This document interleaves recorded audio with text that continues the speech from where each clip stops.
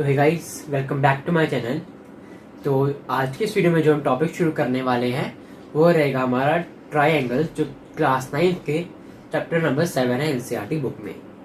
तो जो ये चैप्टर है क्लास 9 का ट्रायंगल्स, बहुत ज़्यादा इंपॉर्टेंट चैप्टर है दोस्तों। इस चैप्टर में हम जो मेन फोकस रहेगा ना हमारा, वो रहेगा हमारा कॉन्ग्रुएंसी ऑफ ट्रायंगल्स। तो आप में से बहुत से लोग सोच रहे होंगे भाई ट्रायंगल्स क्या है और इनकी कॉन्ग्रुएंसी, मतलब ट्रायंगल्स की कॉन्ग्रुएंसी क्या है। तो इस वीडियो में जो हम क्या करनी है, सबसे पहले सारा इंट्रोडक्टरी पार्ट, इस चैप्टर के सारे क्राइटेरिया जिससे हमें कॉन्ग्रुएंसी करनी है। अब आप फिर से सोच जाएंगे भाई क्राइटेरिया क्या है कॉन्ग्रुएंसी के, तो आप वेट कीजिए, मैं आपको सब बताऊंगा।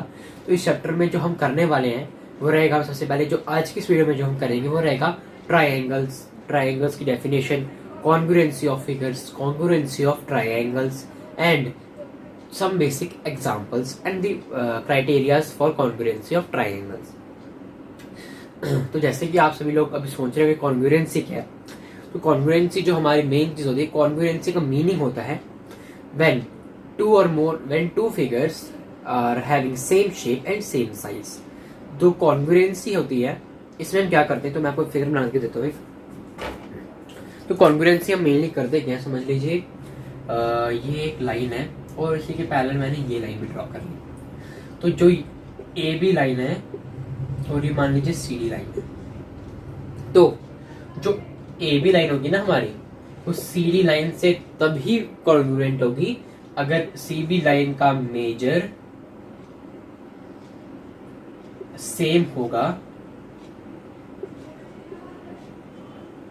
C D line. अगर ए बी लाइन का जो लेंथ है वो सी डी लाइन की लेंथ के बराबर होगा तभी वो कॉन्ग्रुएंट है। समझ लीजिए ए बी हमारी 5 सेंटीमीटर है, तो जो सी डी लाइन होगी वो तभी इसके कॉन्ग्रुएंट होगी जब हमारी ये इसका लेंथ भी 5 सेंटीमीटर होगा, अदरवाइज ये कॉन्ग्रुएंट नहीं होगी।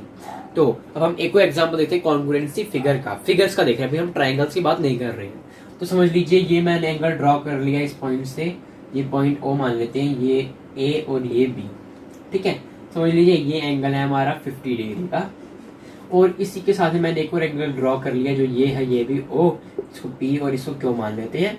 अगर ये एंगल 30 डिग्री है तो इन दोनों का मेजर क्या है गाइस, डिफरेंट है। और हमने अभी क्या पढ़ा, अगर मेजर सेम होगा, same shape and same size, तब ही वो कॉन्ग्रुएंट है। अगर इसका आप देख रहे 50 है और इसका 30 है तो ये कॉन्ग्रुएंट नहीं है, कॉन्ग्रुएंट ये नहीं है। और अगर इसी के साथ में मैं एक और एंगल ड्रॉ कर लूं, ये ए सी डी, और अगर ये 50 डिग्री है तो ये दोनों एंगल एक दूसरे के कॉन्ग्रुएंट हैं। आई होप गाइस आपको कॉन्ग्रुएंट फिगर्स का मीनिंग समझ आ गया होगा। मैं इसको रब कर रहा हूं।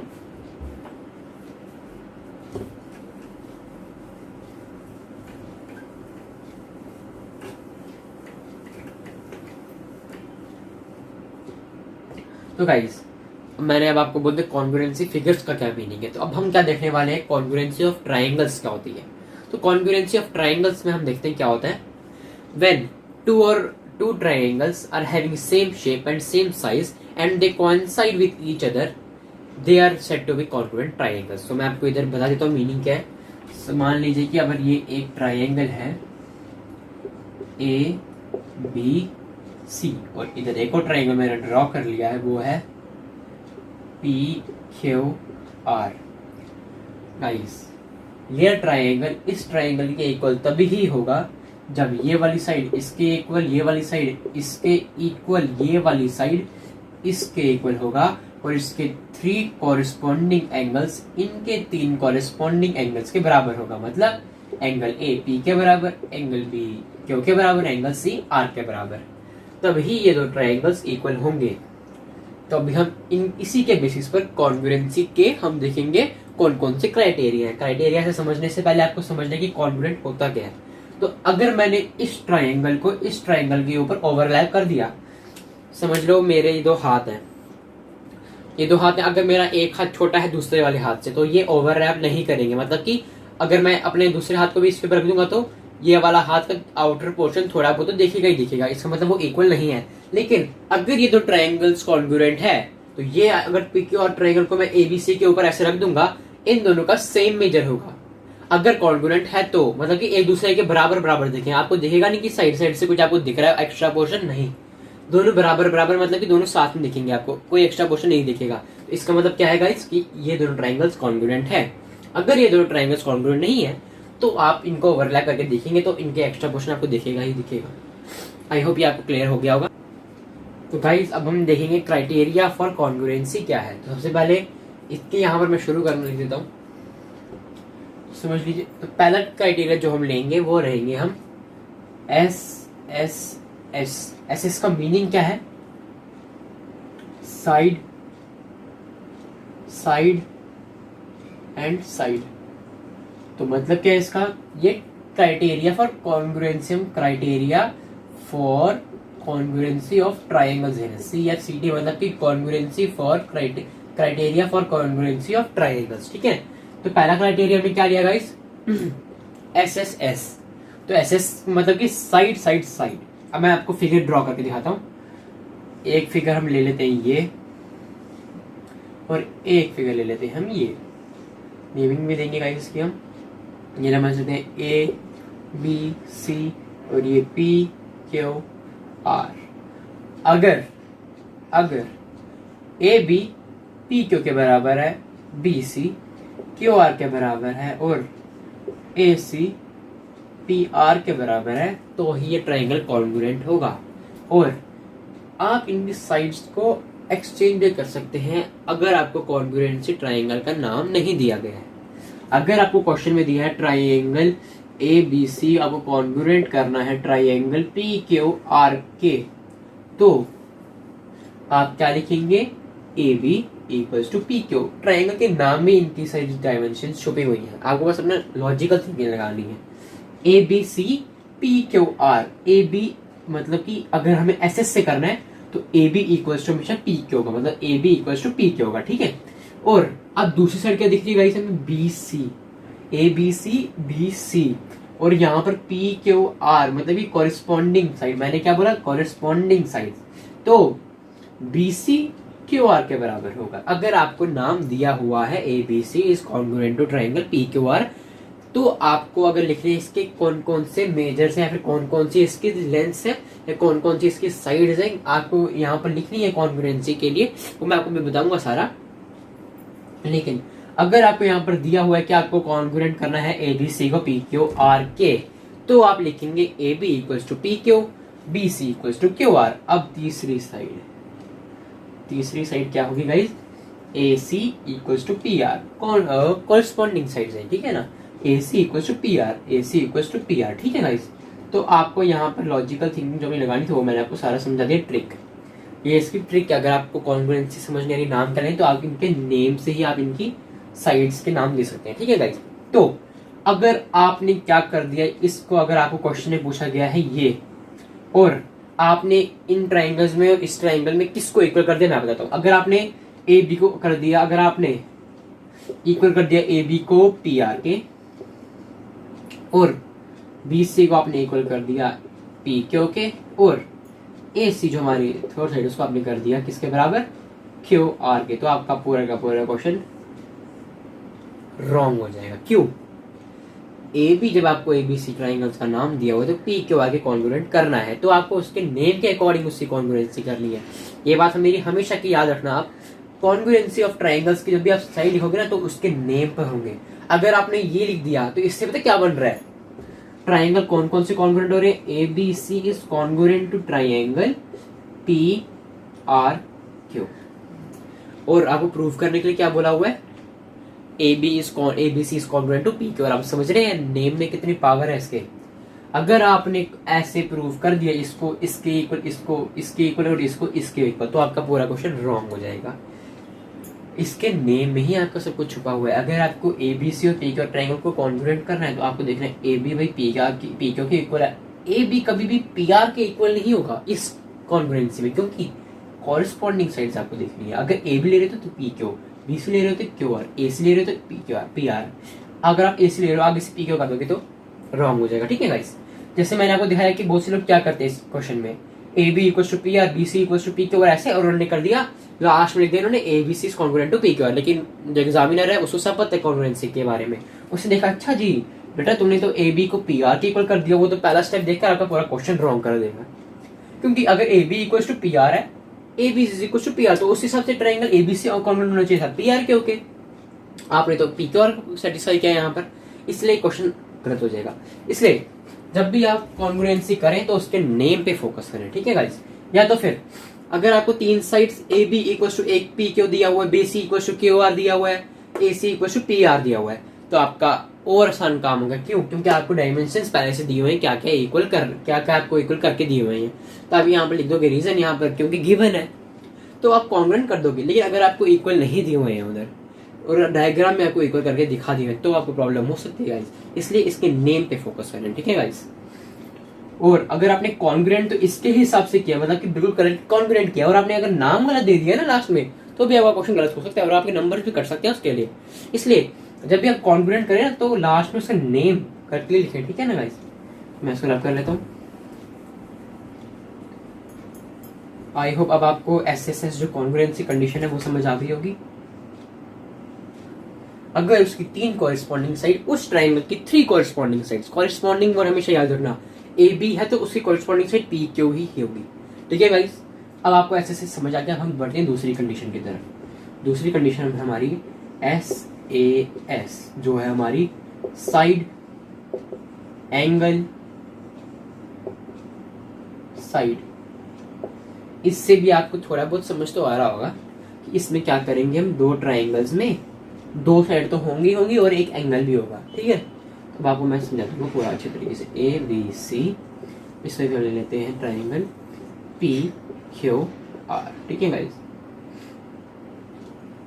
तो अगर इस ट्राइंगल में एस में क्या होगा, अगर आपको ए बी कोरिस्पॉन्डिंग साइड दी हुई है पी क्यू के इक्वल, ठीक है, अगर दी हुई है आपको, और एंगल बी जो है हमारा P Q, angle A B C हमारा इक्वल है पी क्यू आर, क्या तो फिर अगर बोल सकते हो angle B equal to angle Q है, और एंगल जो बी सी हमारी साइड है वो क्यू आर की इक्वल है, तो ये ट्राइंगल एस ए एस से कॉन्ग्रुएंट है गाइस। अब आप एक और चीज यहाँ पर इंपॉर्टेंट रख लो याद की, एस ए एस तो हमेशा एक कंडीशन रहेगी, मतलब कि इसमें क्या होगा, एक साइड होगी ट्राइंगल की, फिर दूसरी साइड भी होगी, लेकिन जो एंगल होगा ना गाइस हमेशा इसमें इंक्लूडेड होगा। इंक्लूडेड मतलब कि अगर आपको दो साइड दी हुई है तो समझो ये ट्राइंगल है और ये इसकी बेस समझ लो, ठीक है ना। तो अगर आपको ये साइड दी हुई है और ये भी साइड दी हुई है, ठीक है गाइस, अगर आपको उसके बीच वाला इंक्लूडेड एंगल दिया हुआ है तो ही वो कॉन्ग्रुएंट होगा एस ए एस से। अगर ये एंगल आपको इधर दे दिया हुआ है तो ये कोई कंडीशन ही नहीं बनेगी, ऐसे तो कोई कॉन्ग्रुएंट कंडीशन ही नहीं है। बस मुझे क्यों भाई एस एस एस से कर सकते हैं साइड साइड एंगल, तो एस एस ए नाम की कोई कंडीशन ही एग्जिस्ट नहीं करती कॉन्ग्रुएंसी के लिए गाइस, ठीक है। जब भी आप कॉन्ग्रुएंट करेंगे एस ए एस से, तो ये दिमाग में हमेशा याद रखना कि दो साइड्स होंगी और उनके बीच में ही, दो साइड्स के एंगल बीच में ही छुपा होगा उनके। अगर ए बी इक्वल्स टू आपको पी क्यू दिया हुआ है और B C equals to Q R दिया, तो और आपको पूछा उधर आपको बोला कि ऐसे ऐसे कॉन्ग्रुएंट करना है, तो गाइस आपको बिल्कुल सोचने की जरूरत नहीं है, आपको ध्यान लगाना है और देखना है क्वेश्चन में क्या दिया हुआ है और angle B equals to angle क्यों कर देना है। 110% आपका करेक्ट होगा, क्योंकि एस ए एस में हमेशा एंगल इंक्लूडेड ही रहेगा, दो साइड्स के अंदर ही रहेगा, दो साइड के बिटवीन ही रहेगा। अगर ये दो एंगल्स हैं, अगर आपने इधर का कोई एंगल सी कॉन्ग्रुएंट कर दिया एंगल आर के, तो वो गलत हो जाएगा, क्योंकि वैसी कोई कंडीशन एग्जिस्ट नहीं करते गाइस, ठीक है। तो एस ए एस के लिए अगर ये ट्राइंगल है तो इसको कॉन्ग्रुएंट कैसे करें, इसके लिए आपको कंडीशन दिखा देता हूँ।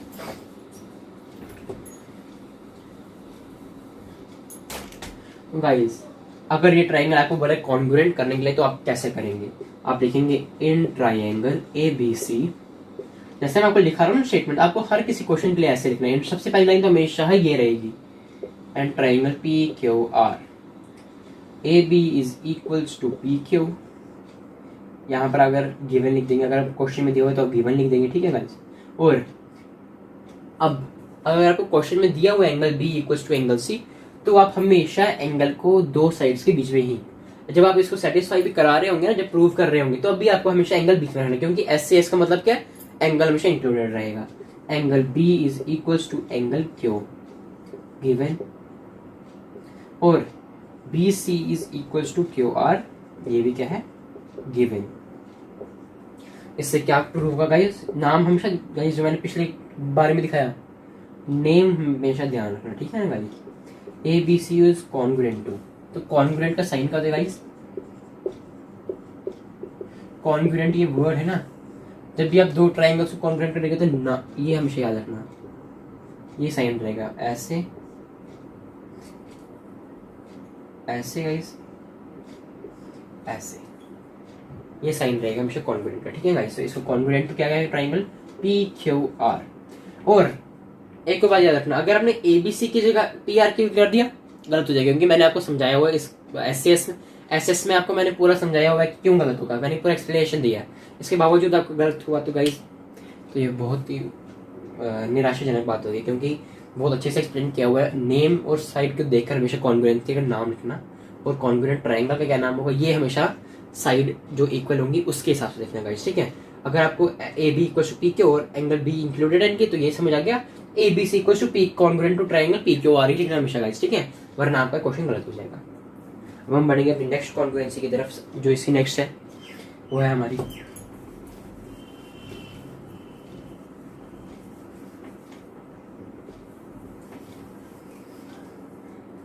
जो हमारी नेक्स्ट है वो है हमारी थर्ड जो हमारा रहेगा कॉन्ग्रुएंसी। एस एस भी हो गया समझ अच्छे से, और एस भी हो गया। तो अब हम देखेंगे ए एस ए। जिन्होंने एस से एस को अच्छे से समझा हुआ है ना, उनके लिए ए एस ए तो कुछ भी नहीं है। देखो अब क्यों, ए एस ए जो समझदार है उनको तो समझ गए होंगे। एंगल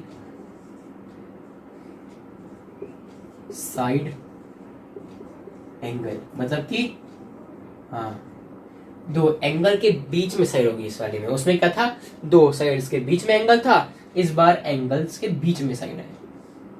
अब ट्रायंगल ड्रॉ करके देख लेते हैं guys, P Q R A B C, ठीक है।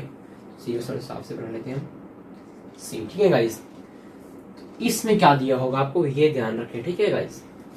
आपको इसमें मतलब ट्रायंगल्स तो डिफरेंट दे सकते हैं, एग्जांपल्स भी डिफरेंट होगी, लेकिन मैं आपको कंसेप्ट क्लियर करा रहा हूँ, ठीक है। अभी तो इसमें मैं क्या ले रहा हूँ, एंगल बी इक्वल है एंगल क्यू के, बी सी साइड है इक्वल क्यू आर के, और एंगल सी इक्वल है एंगल आर के, ठीक है गाइस। तो इनमें क्या लिखेंगे, फर्स्ट स्टेटमेंट जो ये मैंने इधर लिखा ये डिटो सेम रहेगी, ठीक है गाइस।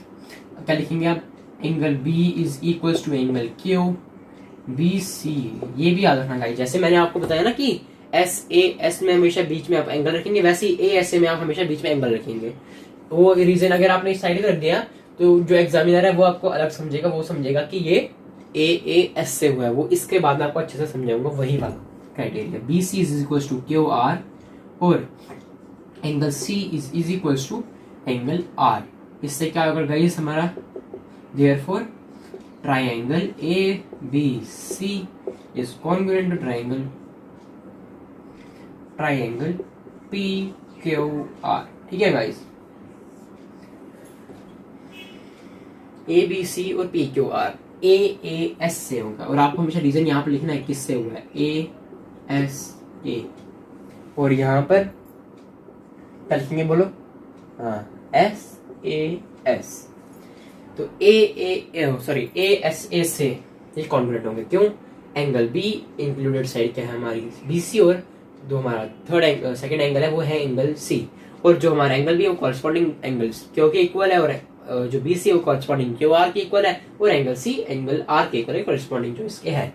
तो I hope guys S S में ए एस से एस ए एस में आपको कोई प्रॉब्लम नहीं होगी। अब आप इजीली समझ जाएंगे, अगर आपको दो साइड दी हुई है और एक एंगल दिया हुआ है, उनके बीच में इंक्लूडेड साइड, दो एंगल और उनके बीच में इंक्लूडेड साइड अगर दी हुई है तो वो ए एस ए से, और अगर तो आपको दो साइड दी हुई है और एक इंक्लूडेड एंगल है तो एस सी एस। कोई डिफरेंट नहीं है, कोई डिफिकल्टी नहीं है, बहुत ईजी है, बस अच्छे से समझते जाइए और इसको करते जाइए। अब चौथी देख लेते हैं गाइस, इसका छोटा भाई ए एस क्या है हमारा गाइस, ए एस है एंगल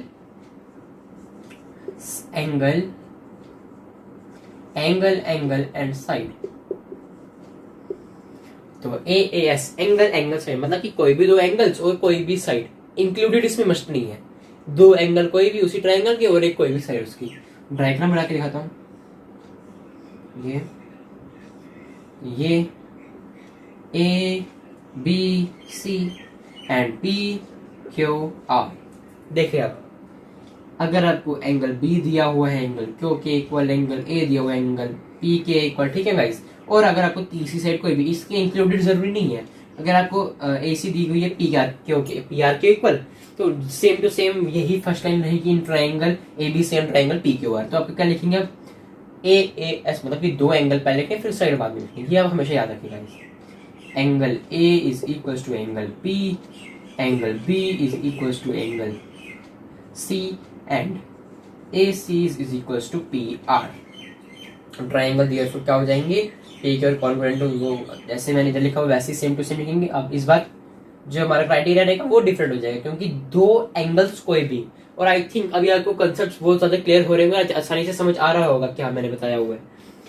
SSS में कोई तीन साइड अगले एक ट्राइंगल की थ्री कॉरेस्पॉन्डिंग साइड, कॉरेस्पॉन्डिंग मतलब कि जो ये साइड है वो इस ट्राइंगल के उसी साइड के बराबर होगा, ठीक है गाइस। और SCS में मतलब कि दो साइड्स इक्वल होंगी और उनके बीच का इंक्लूडेड एंगल इक्वल होगा, ठीक है गाइस। और ASA सेम तो नहीं हो सकता, मतलब कि थोड़ा बहुत तो है ऐसा कि इसमें दो साइड्स बीच में एंगल था और इसमें दो एंगल्स बीच में साइड है, बस और कोई डिफरेंस नहीं है। और AAS जो बिल्कुल ही अलग है सबसे, दो एंगल्स कोई भी ले लो ट्राइंगल्स के और कोई भी साइड ले लो, ठीक है गाइस, लेकिन उस ट्राइंगल के, ठीक है, बिल्कुल जो सेम होनी चाहिए। इस ट्राइंगल का अगर AB है, अगर आपको BC दिया होता और अगर आपको AC दे दिया होता और PQR के इक्वल दे दिया तो तब भी ये AAS से होता, ठीक है गाइस।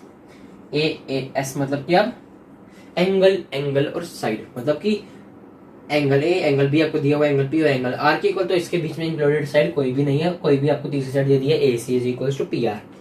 तो ये हमारी चार कंडीशन है। अभी लास्ट जो कंडीशन है वो है हमारी RHS, तो वो भी आपको समझाता हूँ, पहले आप इसको नोट कर लीजिए। पहले आप इसका स्क्रीनशॉट भी ले सकते हैं, मैं इसको रब कर रहा हूँ।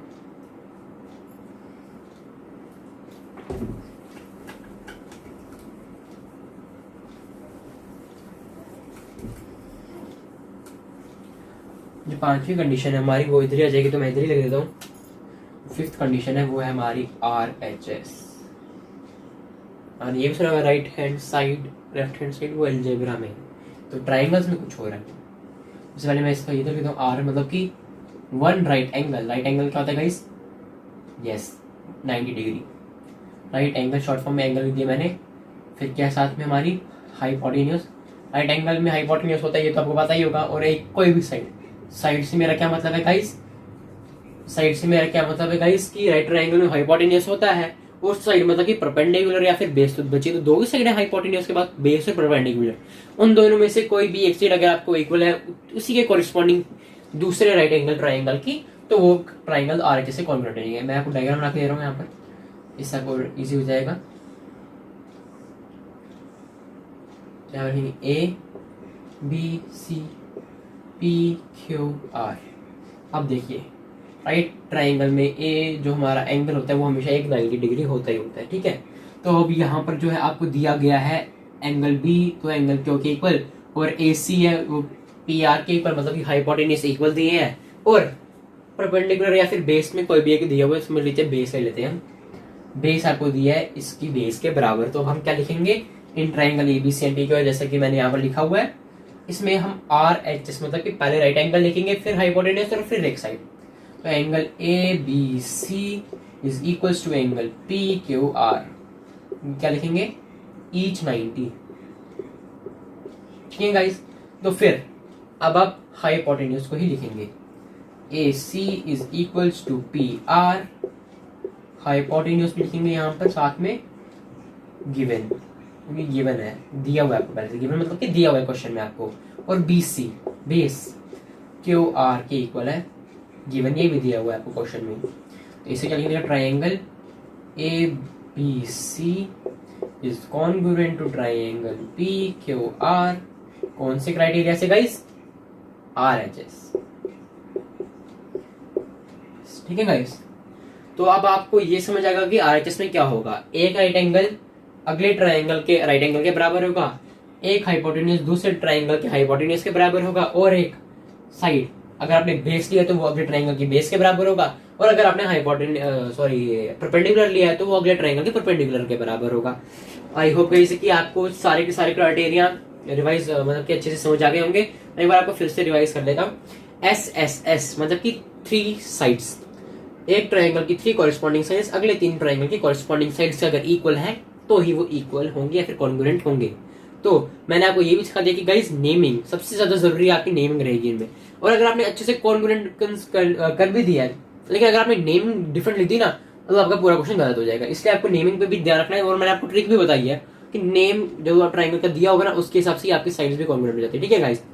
तो उसके बाद SAS मतलब कि साइड एंगल, साइड दो साइड्स के अंदर एक इंक्लूडेड एंगल होगा, उनके साथ में उनके बीच में दो साइड्स के बीच में एक एंगल बन रहा होगा, उससे जो है हमारा SAS ट्राइंगल होगा। मतलब कि अगर ये साइड ये इसके बराबर है और इन दोनों के साइड जो ये दोनों साइड्स हैं इनके बीच में अगर हमारी इंक्लूडेड एंगल दिया हुआ है तो क्या होगा गाइस, हमारा SAS से कॉन्ग्रुएंट होगा।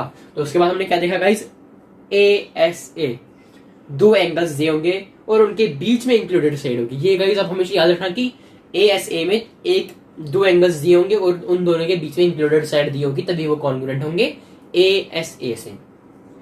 तो उसके बाद हमने क्या देखा गाइस कि AAS भी कॉन्ग्रुएंसी कंडीशन है एक और, जिसमें हम क्या देखते हैं गाइस, दो एंगल्स कोई भी third side not important, not required कि वो उसके इंक्लूडेड होगी AAS में, ASA में इंक्लूडेड होगी, लेकिन AAS में वो इंक्लूडेड नहीं होगी। तो इसलिए हमने ये भी देख लिया कि AAS क्यों डिफरेंट है ASA से, ठीक है गाइस। तो इसके बाद हमने देखा RHS में क्या है गाइस, एक हमारा राइट एंगल रहेगा जो दूसरे ट्राइंगल के राइट एंगल के बराबर होगा, जो हमारा एक हाइपोटेन्यूज होगा वो दूसरे ट्राइंगल के हाइपोटेन्यूज के बराबर होगा, और जो हमारा कोई भी जो बचे हुए दो साइड परपेंडिकुलर या तो फिर बेस वो अगले ट्राइंगल के परपेंडिकुलर या फिर बेस के बराबर होगा।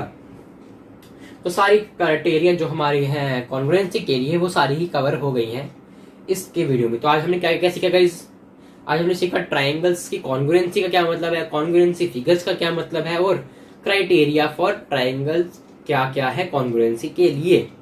तो गाइस आज की इस वीडियो में जो हमारा इंट्रोडक्टरी पार्ट था इसमें मैं आपको बस क्राइटेरिया तक ही कराऊंगा। तो अगली इस वीडियो में जो हमारी नेक्स्ट वीडियो रहेगी ट्राइंगल्स की, उसमें हम देखेंगे कुछ एग्जांपल्स देखेंगे शुरुआत में, जो हमने इसके बेसिस पे जो हमने किए क्राइटेरिया उसके बेसिस पे हम कुछ क्वेश्चंस देखेंगे। फिर उसके बाद हम एक्सरसाइज 1 शुरू करेंगे, जो 7.1 है वो शुरू करेंगे और आपकी सारी प्रॉब्लम्स को सॉल्व करते जाएंगे।